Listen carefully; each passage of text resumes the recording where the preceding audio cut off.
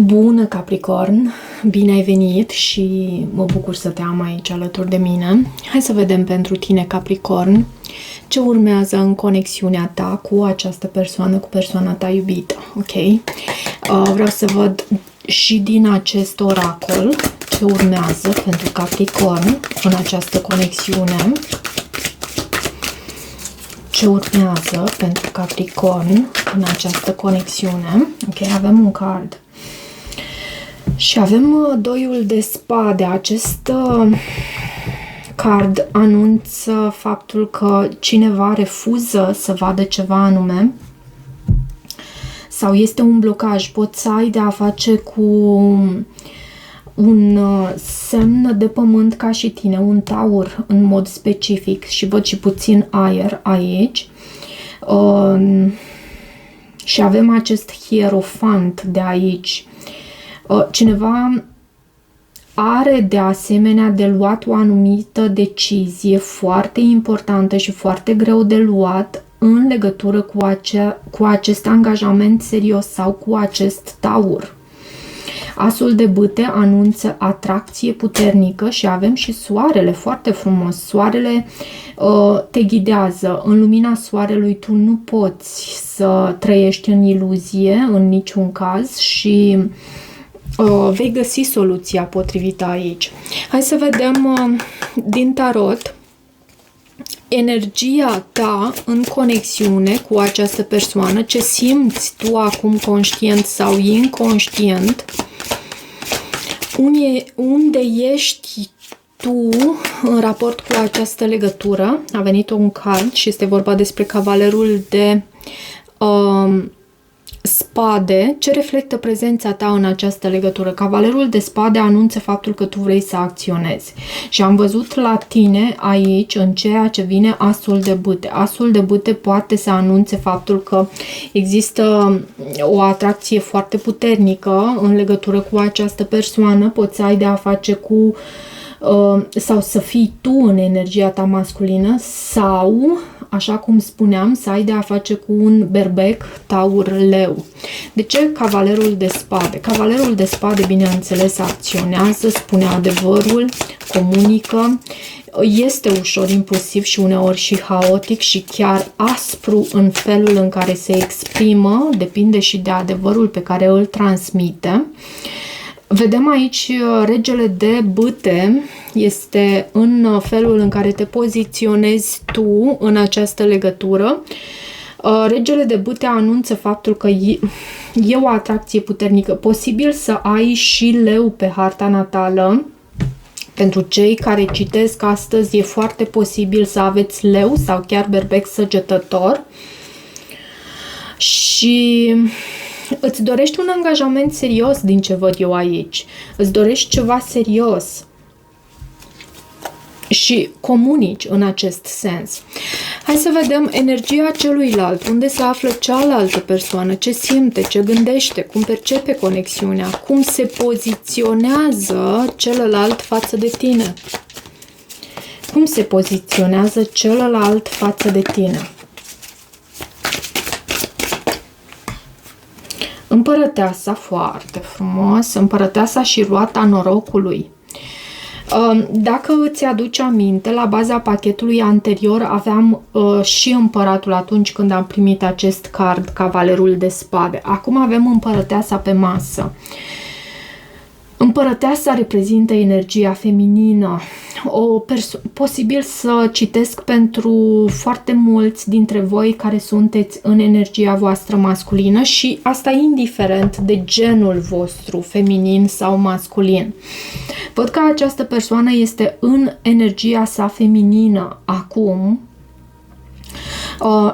Împărăteasa dă naștere, împărăteasa îngrijește, înflorește, crește, aduce abundență.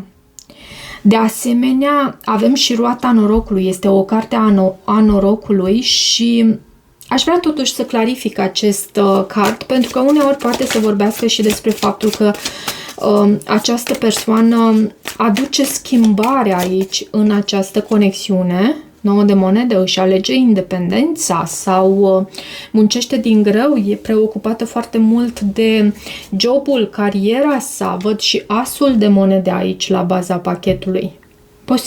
Posibil să se poziționeze astfel în această legătură. Acest card, roata norocului, mai vorbește și despre faptul că este o legătură de destin. A fost cândva scris acolo, atunci când voi ați venit pe pământ, ați convenit ca voi să vă întâlniți astfel, să interacționați astfel pentru a învăța o anumită lecție, pentru a repeta anumite situații, astfel voi să învățați lecția respectivă. Legătura voastră actuală, care este dinamica principală dintre voi acum, ce vă unește sau separă, ce se întâmplă energetic între voi în prezent. Ce se întâmplă energetic între voi în prezent? Văd 7 de spade, dar e posibil ca cineva să-și fie ales independența și 2 de bâte. Și cineva să acționeze în ascuns cu acest 7 de spade. 7 de spade este o carte care are o reputație nu foarte bună, chiar deloc. Poate să vină și cu decepție și nu știu din care parte acum. Posibil această persoană să își aleagă independența, să se afle la o răscruce de drumuri și să aleagă un alt drum. 10 de bâte anunță aici că e foarte greu pentru un nou început între tine și această persoană. E necesar foarte mult efort care nu știu dacă consideri tu că se merită. Ok, ce se vindecă în această conexiune? Karmă, lecții, traume sau tipare care se transformă prin această legătură. Ce lecție spirituală sau rană se reactivează și se cere vindecată?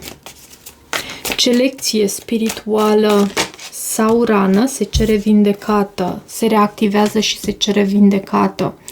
Avem 3 de cupe și tot s-a arătat acest soare. Nu a ieșit pe masă, dar s-a arătat foarte des aici la baza pachetului.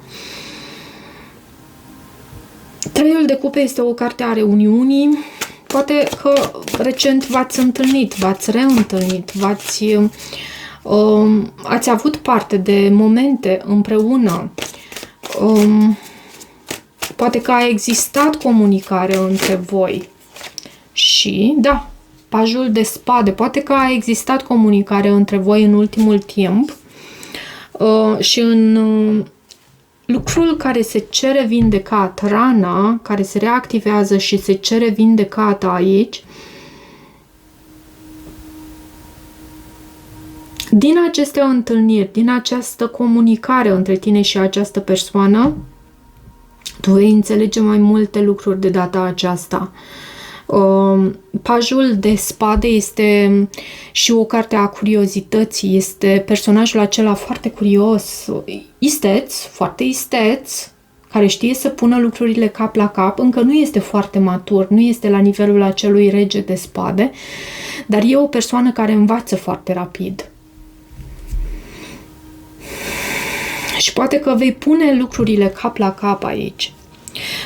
Ce urmează între voi, pe termen scurt, cum evoluează conexiunea în următoarea perioadă, în următoarele 2 săptămâni, să zicem, care este direcția în care merge această relație. 3 de monede, este o carte a colaborării, un semn bun, și îndrăgostiții. Cineva ia decizia aceasta de a lucra în echipă, posibil tu, posibil cealaltă persoană.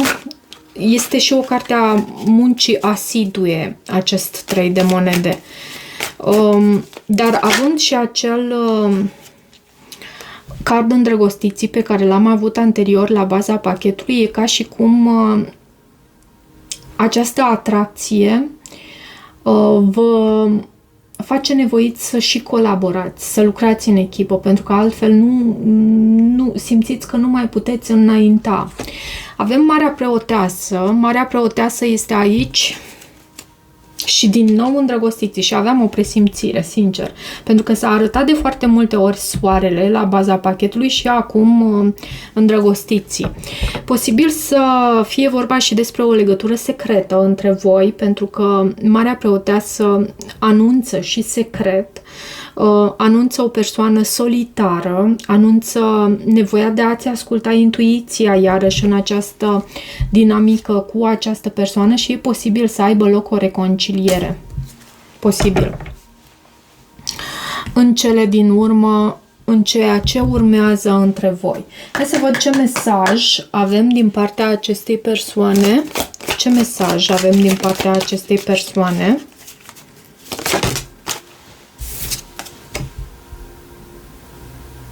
Mă vei părăsi la fel ca toți ceilalți.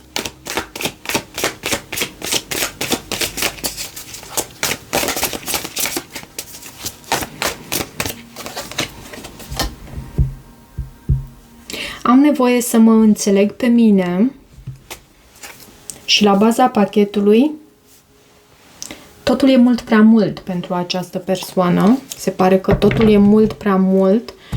E copleșitor și s-a simțit rănită de tine, să știi. De asemenea, mai văd aici, de ce mă iubești? Se întreabă de ce iubește această persoană. Ce vezi în ea? Anumite nesiguranțe din partea acestei persoane. Ok, hai să vedem și un mesaj din partea visului șamanului, ce trebuie să știi sau să accepti pentru binele tău superior. Flacăra rătăcitoare. Foarte des s-a arătat această carte, iar la baza pachetului avem nevestele pădurii, adaptabilitate. Da, va trebui să dai dovadă de adaptabilitate. Hai să vedem flacăra rătăcitoare, ce mesaj are pentru tine.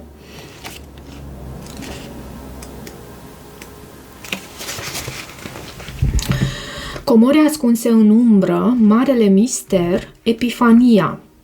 Flacăra rătăcitoare plutește în gloria sa luminoasă deasupra mlaștinilor crepusculare ale vieții tale, șoptindu-ți să pășești în ceață, în mister, în necunoscut. Poate că ai mai fost vizitat de ea înainte, dar deși curios și intrigat, i-ai refuzat invitația. Ai decis că este mai sigur să rămâi pe drumul pe care îl cunoști. Da, ai întotdeauna posibilitatea de a alege dacă să urmezi sau nu flacăra rătăcitoare. Însă nu știi niciodată când ai putea să o întâlnești din nou. Refuzul vine la pachet cu consecințe. De ce este cunoscutul atât de atrăgător? Doar când îți dai seama de restricțiile lui, de închisoarea sa confortabilă, de cușca lui de aur, înțelegi că trebuie să existe mai mult. Flacăra rătăcitoare a venit din nou la tine pentru a-ți oferi magie, dar va trebui să sacrifici certitudinea ca să alegi aventura, să renunți la zona de confort în schimbul pericolelor descoperirii, să-ți lași calea bine cunoscută pentru ocolișurile care te pot duce pe căi greșite sau nu, poți să accepti că pierderea ta te va aduce mai aproape de adevăratul tău sine, scuze. Schimbarea profundă adusă de Epifanie poate avea loc doar când riști și faci un ocol ca să intri în necunoscut. Acum este momentul să ai încredere în forțele superioare că te vor conduce în acest loc, în aceste lume ascunse, în pragul dintre ceea ce a fost și ceea ce poate fi. Aici este locul în care vei învăța cum să-ți dai jos cătușele și măștile. Iubește ceea ce descoperi, întuneric sau lumină. Vezi totul ca fiind divin și găsește puterea liniștită și vibrantă ce te așteaptă să o canalizezi în lume pentru bine. Comoara pe care o găsești, plină de bogăția iubirii și a bunătății, adevărata prosperitate, este gata pentru a fi împărtășită cu ceilalți. Ea este aici pentru tine acum. Vei accepta invitația ei? O mare bogăție de bunătate te așteaptă. Cam atât pentru această citire, dragilor.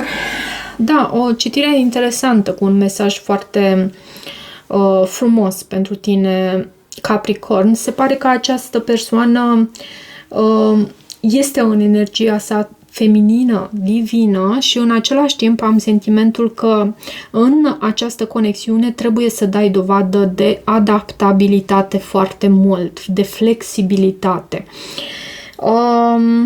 Dacă rezonezi cu acest mesaj, nu uita să te abonezi canalului, să mai treci pe aici, să îmi lași o apreciere și un comentariu. Eu îți mulțumesc și toate bune!